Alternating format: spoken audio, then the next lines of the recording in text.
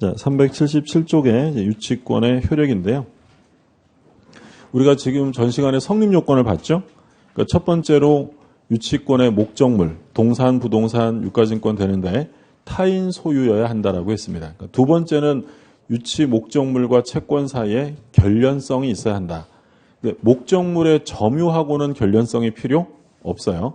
그 다음에 세 번째로 변제기가 도래해야 돼요. 변제기가 도래하지 않으면 유치권은 성립할 수 없고요. 그리고 적법한 점유가 있어야 되고 마지막으로 배제 특약이 없어야 돼요. 그러니까 유치권의 요건을 다 갖췄어도 당사자가 배제하기로 특약하면 유치권은 인정되지 않습니다. 그럼 요건을 갖췄으니까 이제 효력이 나오는데 제일 기본적인 효력은 인도 거절권이에요. 인도 거절권. 그래서 판례를 보면 유치권자가 종전 목적대로 사용할 수 있는지 여부. 요거 이제 적극인데 이건 뒤에 가서 나올 건데 요거는 적법하게 사용한 것이고 종전 목적대로 사용한 것이기 때문에 보존에 필요한 사용으로 보아서 그건 가능하고요. 그 다음에 제3자에 대한 효력. 대세적이죠. 누구에게나 주장할 수 있다. 판례 박스에 별표 하나 해주세요. 유치권자가 경락인에게 변제를 청구할 수 있는지 여부. 괄호에 옆에 소극. 안 된다는 거죠. 갑이 을에게 공사를 맡겨서 을이 공사 대금을 받을 게 예를 들어 한 2천만 원 돼요. 근데 갑이 공사 대금을 안 주면 을은 돈 안 주면 당신 거 못 줘라고 하며 유치권을 행사할 수 있죠. 이게 이제 인도 거절권인데 이 유치권은 누구에게나 주장을 할 수 있는데 근데 유치권이라는 것이 이제 좀 힘을 받는 것은 갑이 필요하니까 이거 나 좀 줘 이럴 때 을이 돈 안 주면 못 줘 이런 건데 갑이 신경도 안 써요. 네가 계속 점유해라 이럽니다. 그러면 을이라는 사람은 이 유치권자로서 채권을 회수하게 한 방법으로 뭘 할 수 있냐면 경매할 수 있어요. 자, 유치권자도 변제받기 위하여 경매권은 있어요. 근데 경매권이 있는데 뭐는 안 된다 그랬죠? 우선 변제는 안 돼요. 그래서 유치권자가 하는 경매는 우선 변제를 위한 경매다라고 하면 틀리고요. 이건 소위 환가를 위한 경매라고 불러요. 환가. 그러니까 이제 변제가 용이한 금전으로 바꾸는 거죠. 환가를 위한 경매지 우선 변제를 위한 경매가 아니다. 그럼 만약에 또 다른 채권자도 있고 해서 경매가 실행이 돼서요. 병이 경락을 받았다. 얘가 경락대금을 1억 원을 냈어요. 그러면 을은 다른 사람이 경매 쓸 때 나 유치권자야 라고 하면서 이 경락대금에 가서 우선 변제를 받을 수 있느냐? 그건 안 된다는 거고요. 그러면 이제 경락인이 예를 들어서 경락을 받아서 이 유치권자한테 내가 이제 새로운 소유자가 됐으니까 그 부동산을 인도해 달라라고 하면 이 을은 경락인에게 인도해야 돼요? 거절할 수 있는 거예요? 거절할 수 있죠. 유치권은 누구에게나 인도를 거절할 수 있어요. 근데 이 을이 경락인을 찾아가서 나 2천만 원 받을 거 있으니까 돈 갚아라 라고 변제를 청구할 수 있느냐? 그건 안 돼요. 인도 거절은 할 수 있지만 이게 어떤 차이냐면 자, 유치권이라는 게 있어요. 유치권. 그럼 유치권이 있다는 것은 당연히 받을 돈이 있어야죠. 피담보 채권이 있는 거예요.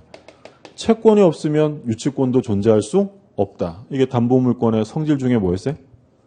부종성. 채권과 담보물권은 운명을 함께합니다. 그럼 이 유치권은 물권이에요? 채권이에요? 우리 지금 물권법을 공부하고 있습니다. 예. 유치권은 물권이에요. 물권. 그럼 이게 물권이면 유치권은 인도거절이잖아요. 채무자에게만 해요? 누구한테나 해요? 누구한테나. 경락인에게도 인도거절할 수 있어요. 근데 요건 말 그대로 채권이에요. 그럼 채권의 행사는 아무한테나 해요? 채무자에게 해야 돼요? 채무자에게. 경락인은 채무자가 아닙니다. 돈 갚으란 얘기는 누구한테 해야 돼요? 갑에게 해야 되는 거고 얘한테는 돈 갚으란 얘기를 할 수가 없다는 거예요. 뭐만 할 수 있고. 그래서 경락인에게 인도를 거절할 수는 있어도 변제를 청구할 수는 없다. 아까 별표했던 그 판례고요. 물론 유치권자가 자기가 경매를 신청하는 경우가 있다고 했죠. 만약에 유치권자가 경매를 스스로 신청하면 유치권은 어떻게 되냐면 소멸돼요. 그러니까 유치권자가 경매를 신청했다는 말이 안 나오면 누가 경매를 해도 유치권은 차원을 달리하는 것이기 때문에 소멸되지 않아요. 그러니까 예를 들어 제일 먼저 저당권, 그 다음에 저당권, 그 다음에 유치권이 취득이 됐어요. 경매가 실행되면 유치권 존속하는 거에 소멸하는 거예요. 무조건 존속이에요. 유치권은. 유치권은 저당권하고 순위 따지지 않아요. 얘는 등기된 애도 아니고. 그러면 유치권은 유치권자가 스스로 경매를 신청했다 이렇게 말하지 않는 한 유치권은 경매로 소멸되지 않는 권리. 그러니까 유치권은 경매에서 제일 위험한 권리라는 거예요. 그럼 얘는 실제로 얼마의 경락을 받은 꼴이 되는 거예요?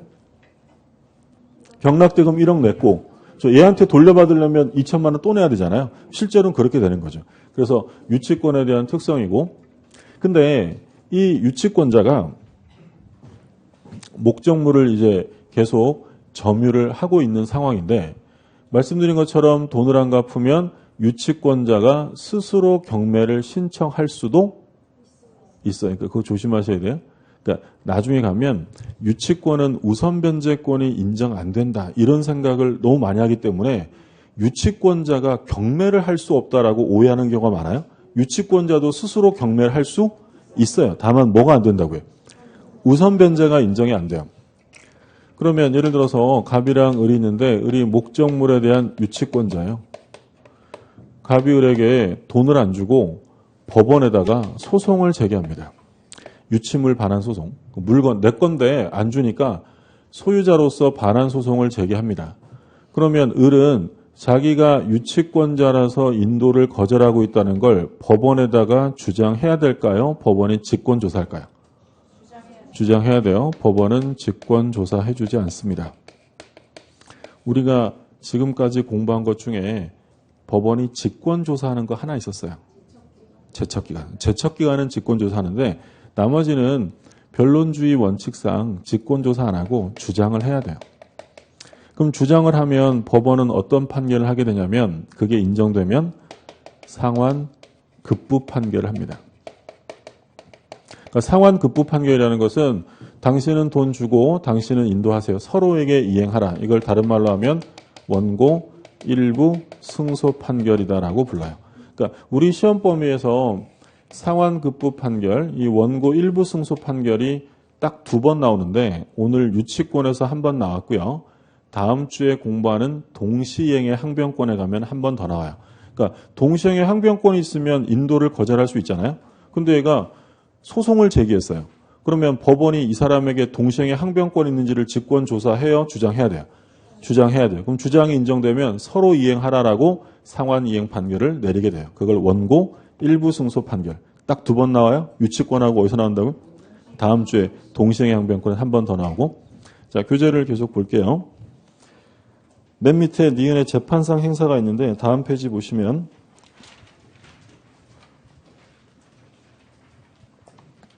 그 셋째 줄 가운데 줄거두시면 법원은 유치권 항변이 인용되는 경우에 원고 패소 판결을 할 것이 아니라 그 물건에 관하여 생긴 채권의 변제와 상환으로 그 물건의 인도를 명해야 한다. 이걸 상환 급부 판결이라고 부릅니다. 그 다음에 이제 경매권 나오죠. 1항을 보면 유치권자는 채권의 변제를 받기 위하여 유치물을 경매할 수 있다. 그러니까 유치권자에게도 경매권이 인정이 됩니다. 첫째 줄에 줄거두세요. 유치권자는 변제를 받기 위해 유치물을 경매할 수 있다. 다만 유치권자에게는 우선 변제권이 인정되지 않는다라고 되어 있죠.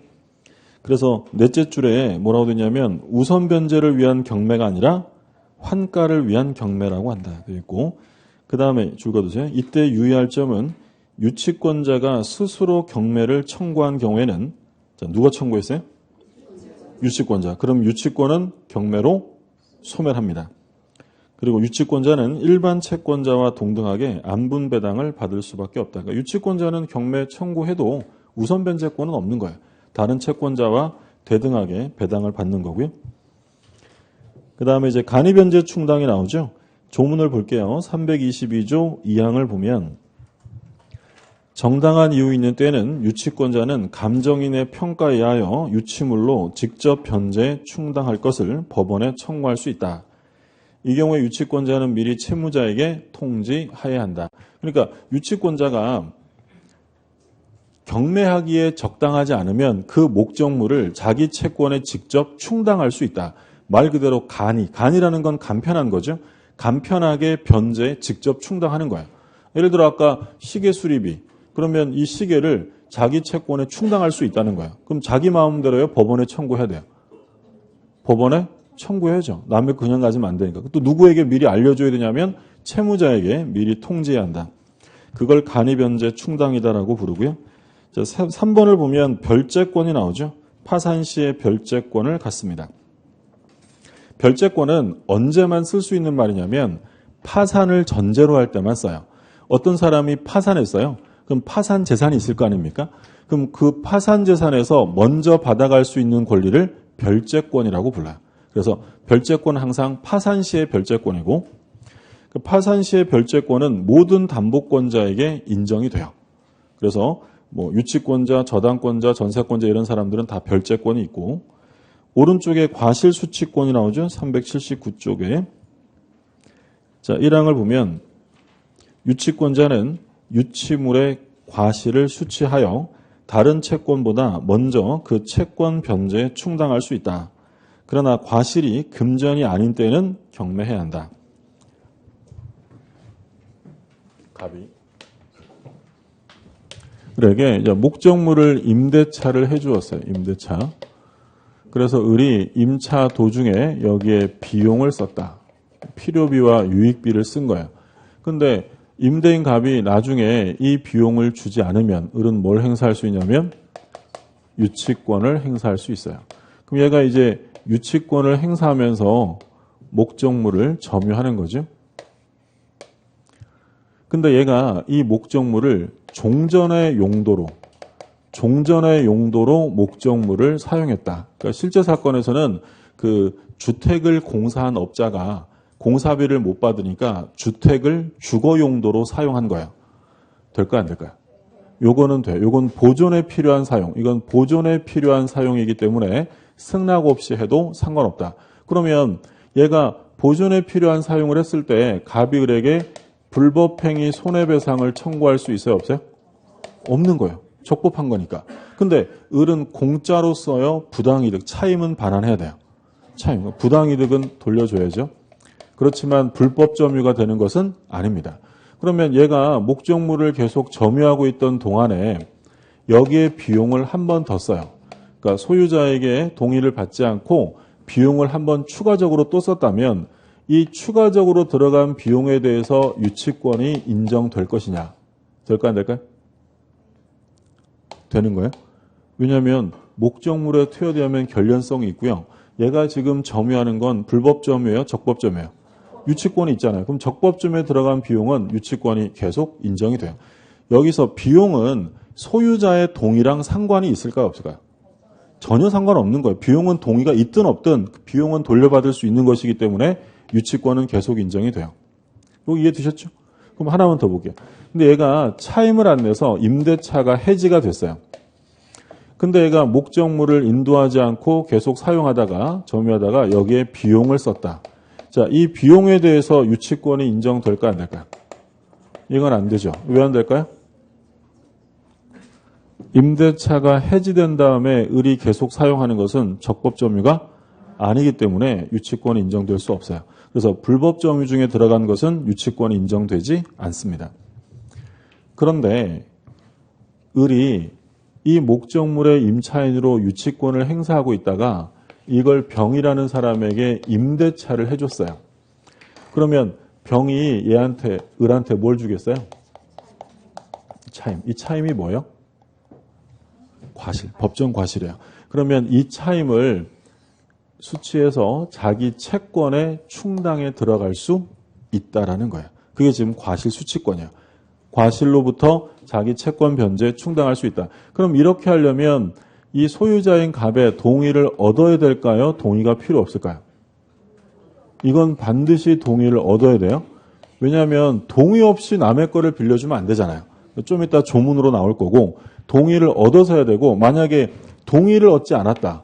동의를 얻지 않고 자기 마음대로 다른 사람 빌려줬다면 이 병은 권리자에게 임차한 거예요? 무권리자에게 임차한 거예요? 따라서 이 병은 얘한테 임차권을 주장할 수 없게 돼요. 그래서 반드시 동의를 얻어야 되는 거죠. 자, 교재 계속 보죠. 그게 이제 과실수취권이에요. 과실수취권. 4번에 보면 비용 청구할 수 있다고 되어 있고, 자, 밑에 유치권자의 의무가 있죠. 별표 2개 해두세요. 324조 제1항. 유치권자는 선량한 관리자의 주의로 유치물을 점유해야 한다. 남의 거니까 선량한 관리자의 주의 의무가 필요합니다. 그러니까 자기 재산과 동일한 주의 의무라고 하면 안 돼요. 자기 것보다 더 고도의 주의 의무가 요구되고, 2항. 유치권자는 채무자의 승낙 없이 유치물의 사용, 대여 또는 담보 제공을 하지 못한다. 지금 좀 전에 뭐라고 했어요? 승낙 없이 빌려주면 안 되는 거예요. 남의 거니까.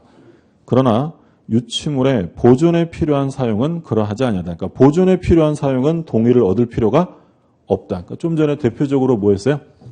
종전 용도로 사용한 건 보존에 필요한 사용이라고 했죠. 그건 동의 없이 해도 상관없어요. 그 얘기고. 3항. 유치권자가 전 2항의 규정에 위반한 때에는 채무자는 유치권의 소멸을 청구할 수 있다. 그러니까 전 2항이니까 1항의 선관주의 의무를 위반하거나 2항에 승낙 없이 사용되어 담보 제공하게 되면 유치권은 소멸당할 수 있다는 것이죠. 그게 이제 다음 페이지까지 나와 있어요. 봐두시고. 판례박스 있죠? 제목만 볼게요. 소유자의 동의 없이 유치권자로부터 유치권의 목적물을 임차한 자가 얘죠, 얘. 얘 동의 없이 임차한 자. 얘는 소유자에게 권리 주장할 수 있어요, 없어요? 없죠. 동의를 얻어서 해야 한다고 했죠. 그래서 경락인에게 대항할 수 있는 권한에 기한 것인지 여부, 소급. 그렇지 않다는 거고. 자, 밑에 이제 소멸 나오죠. 일반적인 소멸 사용. 유치권 행사는 채권 소멸시효 진행에 영향을 미치지 아니한다. 그러니까 바꿔서 얘기하면 유치권을 행사하면 채권의 소멸시효가 중단된다는 거예요? 진행한다는 거예요? 진행에 영향을 미치지 않는다는 얘기는 진행한다라는 거예요? 그러니까 유치권을 가지고 있다고 해서 채권 자체 소멸시효가 중단되는 건 아닙니다. 소멸시효가 계속 진행이 되죠.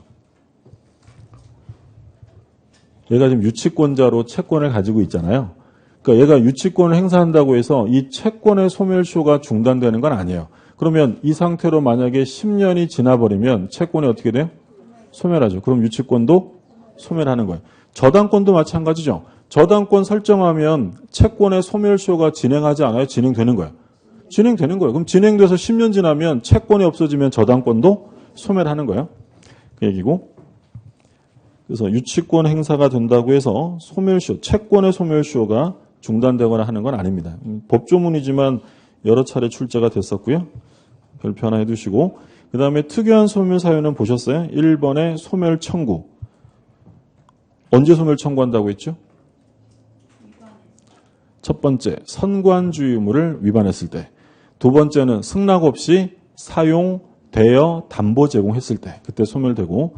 그 다음에 괄호 2번 타담보 제공 나오죠?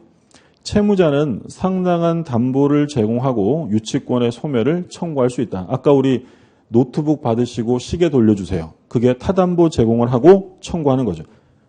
채권자의 권리예요? 채무자의 권리예요? 시계 받으시고 시계가 아니라 노트북이었죠. 노트북 받으시고 시계 돌려주세요. 그럼 얘가 지금 다른 담보를 제공하고 유치권의 소멸을 청구한 거죠. 누가 하는 거예요? 채무자가 하는 거예요. 주어가 채무자는 이렇게 시작합니다. 예. 우리 시험에 한번 채권자가 한다고 틀리게 나온 적이 있어요. 채무자가 하는 거고. 당연하죠. 소멸 청구하는 거니까 유치권자가 하는 게 아니라 채무자가 하는 거고. 그 다음에 3번의 점유의 상실. 어떤 이유든지 간에 점유를 상실하면 유치권은 소멸된다라고 했죠. 읽어두시고 다음 페이지에 유치권의 소멸 사유가 아닌 것은 이번 우리 시험 문제였어요. 찾아보세요.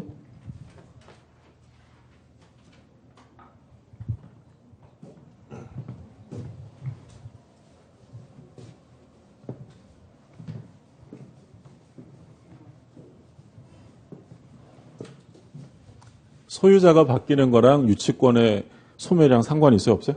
없죠. 답은 5번이죠. 나머지는 유치권의 소멸 사유가 되겠고요. 자, 아까 문제 건너뛰고 간 거 맞아 볼게요. 이제 다 봤으니까 유치권. 376쪽 보세요. 376쪽. 유치권에 관한 설명으로 옳은 것입니다. 1번. 목적물에 대한 점유를 취득한 뒤 그 목적물에 관하여 성립한 채권을 담보하기 위한 유치권은 인정되지 않는다. OX. 점유를 하고요. 나중에 채권이 생겼대요. 유치권 안 돼요? 그래도 돼요. 상관없다고 했죠. 점유하고는 관련성 필요 없고. 틀렸고. 2번. 채권자가 채무자를 직접 점유자로 하여 간접 점유하는 경우에도 유치권은 성립할 수 있다. 절대 안 된다고 했죠. 간접 점유를 해도 되지만 누구를 직접 점유시켜서는 안 된다고요? 채무자. 3번. 유치권자가 점유를 침탈당한 경우 점유보호 청구권과 유치권에 기한 반환 청구권을 갖는다. 3번은 앞에서 무지하게 강조했던 거죠. 유치권자가 점유를 뺏기면 물권적 청구가 몇 개라 그랬어요? 하나. 점유권에 기한 반환만 되지 유치권에 기한 반환 청구라는 건 인정되지 않는다라고 했죠. 준용 조항이 없다고 했고. 4번. 유치권자는 유치물의 보존에 필요하더라도 채무자의 승낙 없이는 유치물을 사용할 수 없다. 뭐가 중요한 말이에요? 보존에 필요한 거죠. 그럼 승낙 없이 사용할 수 있죠. 틀렸고. 5번. 임대차 종료 후 법원이 임차인의 유익비 상환 청구권의 유예기간을 인정한 경우 임차인은 그 기간 내 유익비 상환 청구를 담보하기 위해 목적물을 유치할 수 없다. 계속 나왔던 거죠. 유익비는 상환기간에 허여될 수 있고 상환기간에 허여되면 변제기가 연장된 거니까 유치권은 인정되지 않습니다. 자, 유치권 다 보셨고요. 그 다음에 저당권이죠. 저당권. 382쪽.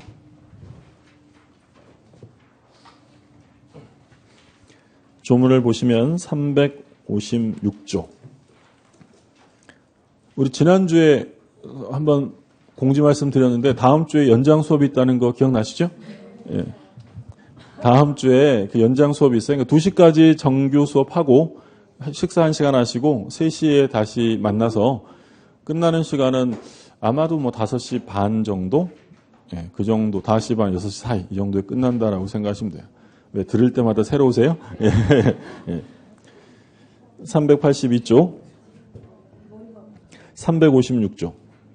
저당권자는 채무자 또는 제3자가 점유를 이전하지 아니하고 여기서 채무자 또는 제3자를 괄호로 묶으면 얘네들을 물상보증인 저당권 설정자라고 불러요. 그러니까 보통은 저당권 설정자가 채무자일 수도 있지만 제3자 얘가 누구라 그랬죠? 물상보증인일 수도 있잖아요. 그래서 채무자와 제3자를 묶어서 설정자라고 하고 점유를 이전하지 아니하고 그러니까 저당권자는 점유를 이전해서는 안 돼요. 저당권자에게. 그러니까 누가 점유를 해야 되냐면 설정자가 해야 돼요. 점유를 저당권자가 이전받을 수 없으니까. 채무의 담보로 제공한 부동산에 대해 다른 채권자보다 자기 채권의 우선 변제를 받을 권리가 있다. 그러니까 법률에서 저당권 설정자가 저당권자에게 점유를 이전하지 말라고 되어 있기 때문에 저당권은 점유를 해서는 안 돼요. 그래서 저당권은 물권적 청구권 중에 뭐가 인정이 안 되죠? 반환 청구가 안 되고요.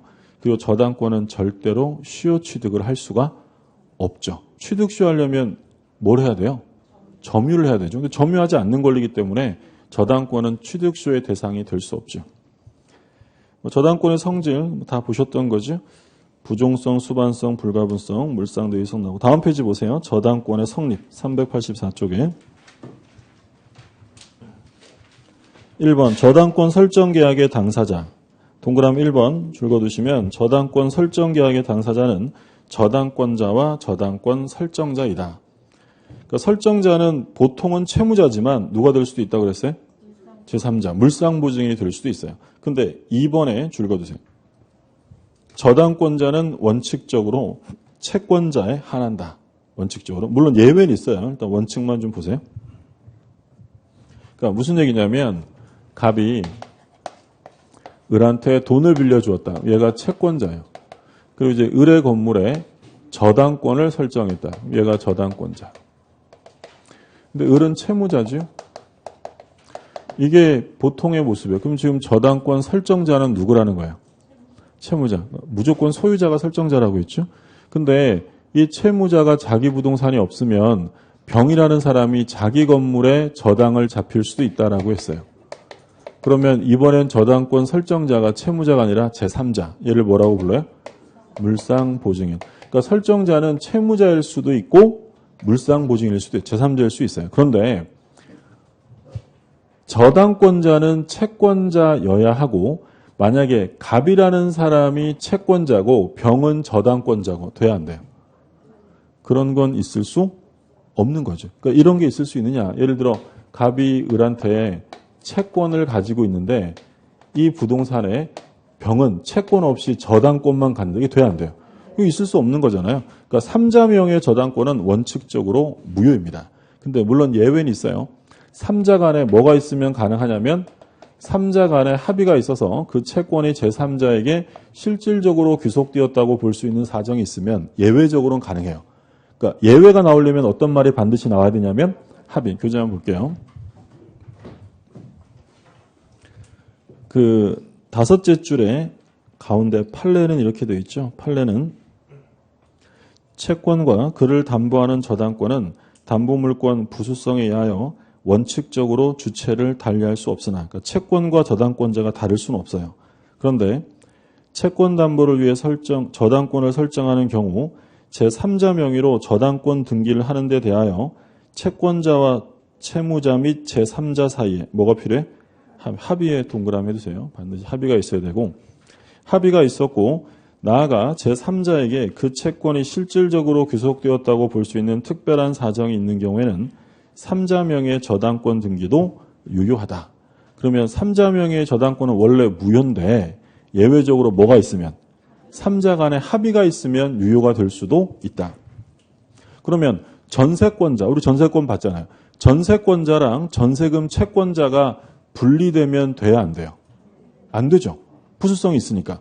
근데 예외적으로 제3자명의 전세권 설정을 할 수도 있는데 그러려면 3자 간에 뭐가 있어야 돼? 합의가 있어요. 똑같은 내용이고요. 자, 등기사항 나오죠? 안 보셔도 되고 그 오른쪽에 괄호 2번 보세요. 저당권 등기가 불법 말소되다. 불법 말소되면 뭘 하면 돼요? 말소? 회복을 하면 되죠. 근데 조심하실 점은 저당권 등기 불법 말소됐을 때 회복을 못하는 경우가 있어요. 언제냐면 경매가 이미 실행된 경우죠. 판례 제목에 줄거두세요. 불법 말소된 후 경매가 실행된 경우에 말소 회복 등기 여부는 안 된다. 소극이라고 되어 있죠. 왜냐하면 어차피 경매가 실행되면 거기에 달려있던 저당권은 무조건 어떻게 되죠? 무조건 소멸하게 된다고 했죠. 그러면 불법 말소 안 되고 있었어도 경매가 실행되면 무조건 어떻게 되는 거예요? 소멸될 수밖에 없었기 때문에 이때는 경매가 이미 실행됐다면 더 이상 저당권의 말소 회복을 할 수 없는 거예요. 만약에 이게 가능하다면 누가 어이없이 피해를 보겠어요? 경락인이 경락을 받았어요. 그러면 저당권은 당연히 다 없어지는 거잖아요. 근데 갑자기 거기에 저당권이 회복된다는 거잖아요. 그건 있을 수 없는 거예요. 경매가 실행되면 어차피 모든 저당권은 소멸하기 때문에 회복될 수 없다. 받으시고 자, 저당권의 객체 참고사항이고 다음 페이지에 볼게요. 피담보 채권인데 저당권을 설정할 수 있는 채권은 괄호 1번에 보시면 금전 채권에 한정하지 않아요. 그러니까 금전 채권이 아니라 비금전 채권이라도 그걸 위해 등기, 저당권 설정을 할 수 있죠. 동그라미 2번에 줄거두세요. 피담보 채권이 금전을 목적으로 하지 아니한 채권일 때는 피담보 채권의 가액을 금전으로 산정하여 등기해야 한다. 그러니까 뭐 목적물의 인도 채권 또는 일정한 행위 채권을 위해서도 저당권을 설정할 수가 있어요. 근데 얼마 받아갈지 다른 사람들이 알아야 될 거 아니에요. 그러니까 등기할 때는 금전으로 환산하라는 거죠. 그 판례박스에 화살표를 보세요. 판례박스 맨 밑에 화살표. 백미 70가마 인도 채무를 담보하기 위해 저당권 등기합니다. 그럼 이건 금전 채권이에요? 비금전 채권이에요? 비금전. 인도 채무잖아요. 근데 시가가 50만 원인데 23만 원으로 등기했대요. 그러면 우선 변제는 원래 시가대로 받아요? 등기된 만큼이에요? 등기된 만큼 제3자에게는 3만 원 한도에서 주장할 수 있다. 2번, 3번 읽어두시고 그 다음에 이제 저당권의 효력인데 1번에 피담보 채권의 범위에 별표 하나 해두시고요. 오른쪽에 목적물의 범위에 별표 3개 해두세요. 자, 조문 볼게요. 360조. 저당권은 원본, 이자, 위약금, 채무불이행으로 인한 손해배상. 그러니까 이 채무불이행으로 인한 손해배상을 줄여서 지연배상 또는 지연이자라고 불러요. 및 저당권의 실행비용을 담보한다. 그러나 지연배상에 대하여는 원본의 이행기를 경과한 후에 1년분에 한하여 저당권을 행사할 수 있다. 그러니까 지연배상은 전액 우선변제 받는 게 아니라 얼마까지만? 1년분이죠. 오른쪽에 동그라미 2번에 원본 제목에 줄 거두시고요. 3번에 이자 줄 거두시고 이자는 얼만큼이라고 돼 있어요? 무제한. 무제한 동그라미 해두세요. 무제한. 4번에 위약금, 그 다음에 5번에 지연배상. 지연배상은 둘째 줄 가운데 얼만큼이라고 되냐면 1년분에 하나, 1년분에 동그라미 해두시고 그 다음에 6번에 실행비용 줄 거두세요.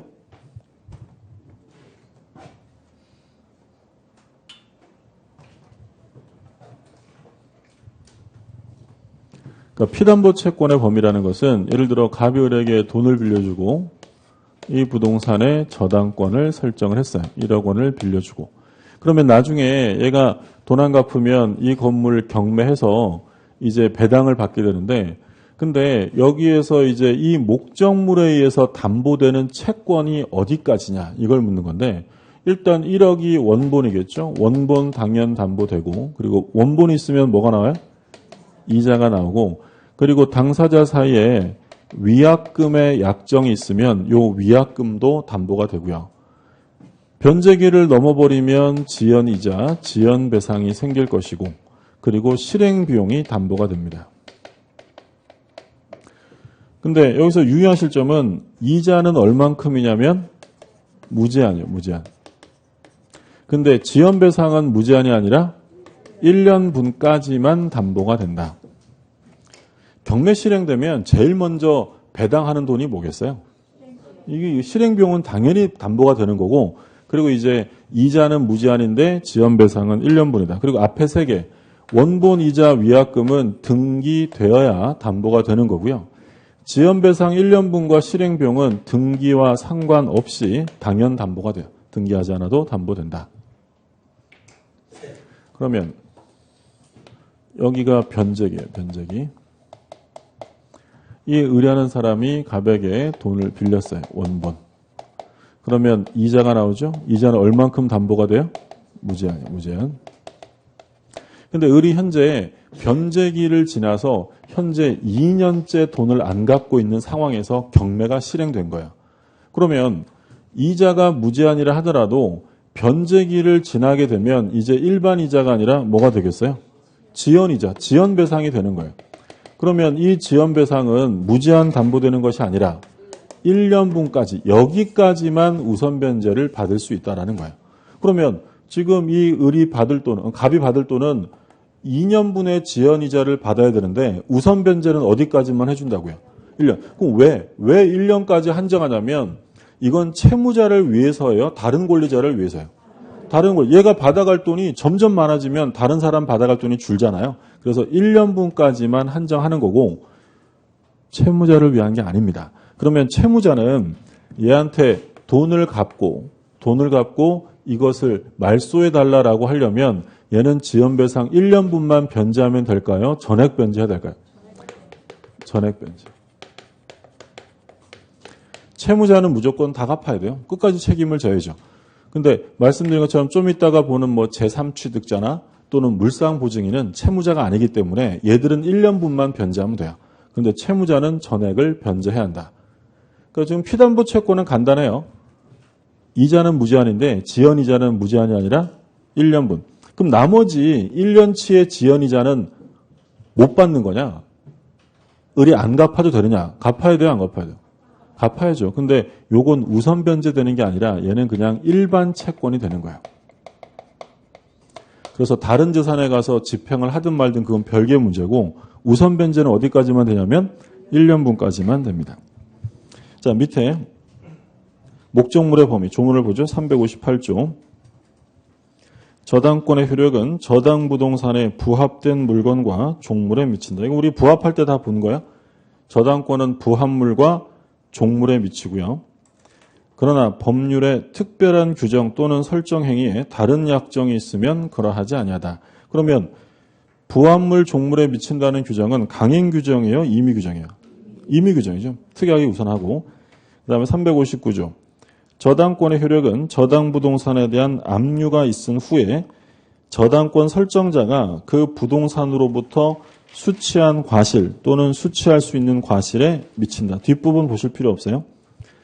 과실은 언제부터 미친다고 되냐면 압류가 되면.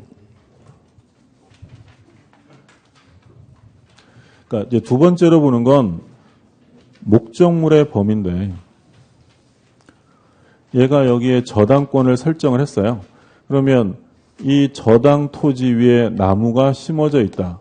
그러면 나무는 토지에 부합이 되죠? 저당권의 효력이 미치는 거죠. 또 우리 주물, 종물 봤어요. 대표적인 종물로 본 게 뭐 있었냐면 주유소의 주유기, 횟집의 수족관 건물이죠. 그러면 주물에 설정되면 저당권의 효력은 어디도 미쳐요? 종물에도 미친다라고 했죠. 그러니까 그게 유추 적용되어서 주된 권리의 저당권이 설정되면 이 저당권의 효력은 종된 권리에도 미치는 거죠. 그러니까 예를 들어서 갑이라는 사람이 토지 소유자고 을이 지상권자 또는 토지 임차권자로 건물을 지었어요. 근데 이 건물에 저당이 들어갔다.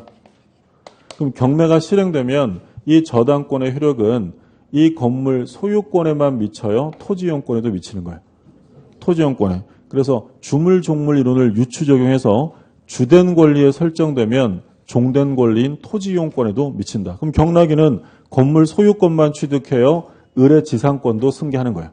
승계하는 거예요. 그 얘기고. 여러 개 봤죠? 여기에 농작물, 성숙한 농작물이 있다면 저당권의 효력은 미치지 않는다라고 했죠. 그래서 부합할 때 다 보셨던 거고. 근데 이 목적물과 관련해서 이로부터 발생하는 과실이 있잖아요. 과실. 근데 이 과실은 원칙적으로 저당권의 효력이 미칠 수 없습니다. 왜냐하면 이 과실은 누가 점유하고 있어요? 설정자가 점유해서 취득하는 것이기 때문에 과실에는 저당권의 효력이 미치지 않아요. 근데 원칙은 안 미치는데 원칙은 미치지 않고요. 근데 언제부터 미친다고 했냐면 압류가 되면 그때부터는 미치게 된다. 그러니까 시간적으로 쭉 볼 때 언제 압류된다고 했죠? 경매 개시 결정 등기가 되면 경매 개시 등기가 되면 그때부터는 압류가 되죠. 만약에 원칙을 관철해서 저당권의 효력이 과실에 계속 안 미친다라고 하면 이 설정자 입장에서는 저당권 경매가 빨리 끝나는 게 좋아요? 늦어지는 게 좋아요? 늦어져야죠. 그래야 과실을 계속 취득할 거 아니에요. 그러면 아무런 제재가 없으면 제한 규정이 없으면 을이 경매 절차에 절대 협조 안 하죠. 경매당하는 것도 억울한데 사용이익도 누리지 못하니까 이 을이 막 쓸데없이 매각기일 연기 신청하고 뭐 채무 부존재 확인에 소재기하고 막 이런 일이 생기니까 당신이 아무리 질질질질질질 끌고 나갔다 하더라도 압류가 된 이후에 발생한 과실은 가질 수 있어요? 없어요? 없어요. 그래서 압류된 이후에 발생한 과실에는 저당권의 효력이 미치는 거고요. 그럼 압류되기 전이면 그건 누가 가지면 되는 거예요? 얘가 가지면 돼요. 설정자가 갖는 거고, 근데 압류된 이후에 만약에 가진 거 있으면 다 토해내야 돼요. 그래서 언제라고 되냐면 압류. 아까 우리 압류 뭐 할 때 봤죠? 유치권 할 때. 유치권 가지고 경락인에게 대항하려면 언제까지 채권과 점유를 취득하라고요? 압류전. 그때 봤고, 그 다음에 두 번째로 과실을 볼 때 언제까지 이 사람이, 언제부터 목적물의 과실에 대해서 저당권의 효력이 미치게 된다고 했냐면 압류돼요. 뭘 압류하라고요? 저당 부동산을. 마지막 시간 되니까 당 떨어지셔서 힘이 하나도 없죠. 어떤 시험에서 저당 부동산의 과실을 압류한 때는 저당권의 효력이 미친다라고 나왔어요. 오해했어요? 과실을 압류하는 게 아니고요. 뭘 압류하라고? 저당 부동산을 압류하면 그때부터는 미칩니다. 자, 388쪽에 동그라미 1번. 저당권의 효력은 저당 부동산에 부합된 물건과 종물에 미친다. 다만 법률에 특별한 규정 또는 다른 약정이 있으면 미치지 않으며 이를 등기한 경우에는 제3자에게 대항할 수 있다. 당연히 대항하려면 뭘 했어야 돼요? 등기했어야 돼요. 그 다음에 판례박스에 별표 하나 해두세요. 부합되면 저당권의 효력이 미친다. 설명드린 부분이 다시 한번 나와 있으니까 읽어두시면 되겠고, 그 다음에 동그라미 번의 과실인데 둘째 줄 마지막에 그러나 저당 부동산에 대한 뭐가 있으면 압류가 있은 후에는 설정자가 수취하는 과실 또는 수취할 수 있는 과실에 미친다. 언제부터 미치냐면 압류하면 미쳐요. 그 다음에 이제 3번은 중요한 점이 나오는데 갑이라는 사람이 나대지를 소유하고 있고요. 이 토지에 저당권이 설정이 되고 나중에 갑이 건물을 신축합니다. 그러면 이 저당권, 토지의 저당권이 실행되어서 을이 경락을 받으면 갑은 을에게 법정지상권을 주장할 수 있어요? 없어요? 주장할 수 없죠. 뭐가 나왔어요? 이러면 무조건 안 된다. 나대지 이러면 무조건 안 돼요. 그러면 을은 갑에게 뭘 요구할 수 있냐면 건물의 철거를 요구할 수 있어요. 근데 이 멀쩡한 건물을 철거한다는 건 사회 경제적으로도 불이익한 일이니까 가능하면 철거를 막으려고 해요. 그럼 이때 철거를 막는 제일 좋은 방법은 뭐가 있냐면 토지의 저당권자가 이 건물까지 한꺼번에 경매에 붙이는 거예요. 그래서 한 사람에게 낙찰시키면 철거 안 해도 되잖아요. 근데 문제는 뭐냐면 토지 저당권의 효력이 건물에 미칠 수 없죠. 그 얘기는 바꿔서 말하면 토지 저당권자가 건물을 같이 경매할 수가 없는 거예요. 그러면 이 건물은 철거될 수밖에 없기 때문에 그걸 인정하기 위해서 우리 법이 별도 규정을 두는데 그것을 일괄경매라고 불러요. 일단 의미는 이해되셨죠? 그러니까 원칙은 토지 저당권자가 건물 경매할 수 없는 게 원칙이에요. 근데 그 원칙을 관철하면 건물은 철거될 수밖에 없기 때문에 그걸 철거를 막아주려고 이론상으로 안 되니까 입법적으로 해결한 거야. 법이 할 수 있도록 아예 규정을 둔 거죠. 365조를 보세요. 오른쪽에 별표 2개 하시고 토지를 목적으로 저당권을 설정한 후 그 설정자가 토지의 건물을 축조한 때는 저당권자는 토지와 함께 그 건물에 대하여도 경매를 청구할 수 있다. 그러나 그 건물 경매 대가에 대하여는 우선 변제 받을 권리가 없다. 그러니까 원래 안 되는 걸 법으로 허용하고 있기 때문에 법이 정하는 요건을 잘 지켜야 돼요. 뭐라고 되냐면 토지를 목적으로 저당권을 설정한 후에 건물이 축조되었다. 그러면 일괄 경매를 위해서 토지의 저당권이 설정될 때 건물이 있어도 돼요? 없었어야 돼요? 없었어야 돼요. 그래서 A번에 나오죠? 저당권 설정 후에 저당지상의 건물이 신축된 경우에 한다. 줄거두시고 판례 제목만 볼게요. 저당권 설정 당시에 저당 목적물인 토지상에 건물 축조가 진행되어 있던 경우 그러면 일괄 경매가 돼야 안 돼요? 안 된다는 거죠. 그 다음에 B번에 보면 설정자가 축조하여 소유하고 있어야 한다. 그러니까 그 중요한 말은 누가 소유자여야 되냐면 설정자가 소유자여야 돼요. 당연한 것이 이 저당권자가 갑에게 돈 빌려주고 저당을 잡았는데 나중에 갑이 지은 건물을 예를 들어 A에게 팔았어요. 그러면 이 저당권자가 A 소유가 된 이 부동산까지도 일괄 경매를 할 수 있어요? 없어요? 당연히 안 되죠. 갑에게 저당을 잡고 A 건물을 경매하는 건 있을 수 없기 때문에 일괄 경매가 되려면 건물 소유자는 반드시 누구여야 돼요? 저당권 설정자여야 한다. 그럼 이와 관련해서 갑이 토지 소유자고요. 을이 지상권을 설정하고 건물을 소유하고 있다. 토지에 저당이 달렸고. 자, 지금 갑에게 저당을 잡았는데 을이 지상권자로 건물을 신축했다. 이 저당권자는 일괄 경매를 할 수 있어요, 없어요? 없죠. 당연히 안 되는 게 갑에게 돈 빌려주고 을의 건물을 경매할 수는 없잖아요. 근데 이 지상권자가 지상물 매수를 청구해서 갑이 건물을 샀대요. 그러면 이 저당권자는 일괄 경매할 수 있어요, 없어요? 있게 돼요. 누구 건물이 됐으니까. 설정자 건물이니까. 자, 밑에 판례 한번 볼게요. 그 파란 글씨를 보면 용익권을 설정받은 자가 그 토지의 건물을 축조한 경우라도 그 후 설정자가 건물의 소유권을 취득했다. 그럼 결국 누구 건물이 된 거냐면 설정자 거죠. 그러면 일괄 경매할 수 있습니다. 그 다음에 니은의 효과 A번이죠. 별표하고 줄 거두세요. 이게 뭐 가장 흔하게 나옵니다. 일괄 경매를 할지라도 저당권자는 건물의 매각대금으로부터는 우선 변제를 받지 못한다. 그러니까 얘가 경매해도 우선 변제는 어디로부터만 되냐면 토지로부터만 되고요. 건물로부터는 안 되죠. 그 얘기는 바꿔서 말하면 일괄 경매를 할 수 있다는 의미가 토지의 저당권이 건물에 미친다는 얘기는 아닌 거예요. 그러니까 우선 변제는 자기가 설정한 토지로부터만 되는 거지 건물로부터는 안 되고. 다음 페이지 보면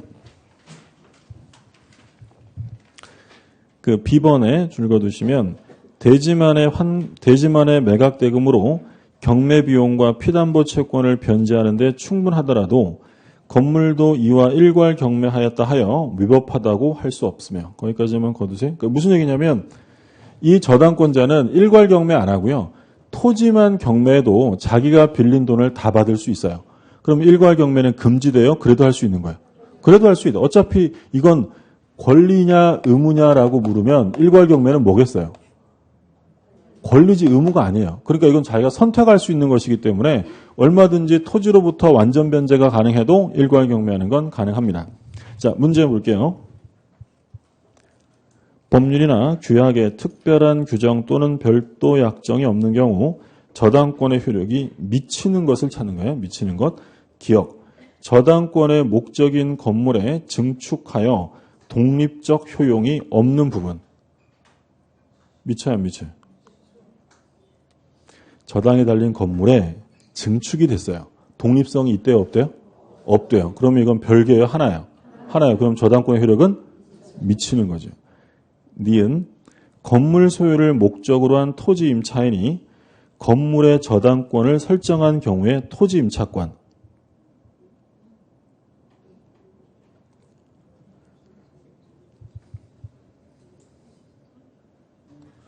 제가 좀 전에 지웠네요. 천천히 보세요. 천천히. 건물 소유를 목적으로 한 토지 임차인이 건물의 저당권을 설정한 경우에 토지 임차권. 그럼 저당권이 어디에 설정됐다고요? 건물에. 그러면 토지 이용권인 임차권에 미쳐요, 안 미쳐요? 미치죠. 아까 뭐라 그랬어요? 주된 권리에 설정되면 종된 권리에도 미친다. 그래서 아까 지상권 토지 임차권 예를 들었던 거죠. 미칩니다. 그죠? 예, 그 다음에 디귿 보죠, 디귿. 디귿 보시면 구분 건물의 전유 부분에 관하여 저당권이 설정된 경우 전유 부분의 소유자가 취득하여 전유 부분과 일체가 된 대지 사용권. 그러니까 이건 우리가 나중에 집합건물법 가면 공부할 건데 뭐 등기법 시간에도 볼 거야. 그러니까 기본적으로 뭐 아파트 생각하시면 아파트 전유 부분의 소유권이 있으면 당연히 뭐도 있는 거야? 대지권도 있는 거죠. 이거 분리하면 돼요, 안 돼요? 안 되죠. 그러면 당연히 주된 권리인 전유 부분에 설정되면 저당권의 효력은 어디도 미치는 거야? 대지권에도 미친다라는 거죠. 주된 권리 설정되면 종된 권리 미친다는 거고요. 자, 그 얘기고. 그러면 정답은 다 미치는 거죠. 다 미칩니다. 답은 5번이고. 물상대는 아까 보셨어요. 그 제목에 보면 판례 제목에 물상대위 시의 압류를 저당권자가 스스로 해야 하는지 여부. 스스로 해야 돼요? 상관없어요. 상관없죠. 어차피 특정시키면 되는 거니까 스스로 할 필요가 없다. 그래서 소국. 그렇지 않다는 거고. 그 다음에 이제 우선 변제를 받는 효력이 나오는데 오늘은 여기까지 보시고요. 다음 주에 이어서 보고 말씀드린 것처럼 다음 주에는 좀 연장 수업이 있으니까 그렇죠? 오후에 약속 잡지 마시고요. 자, 오늘 여기까지 봅니다. 수고하셨습니다.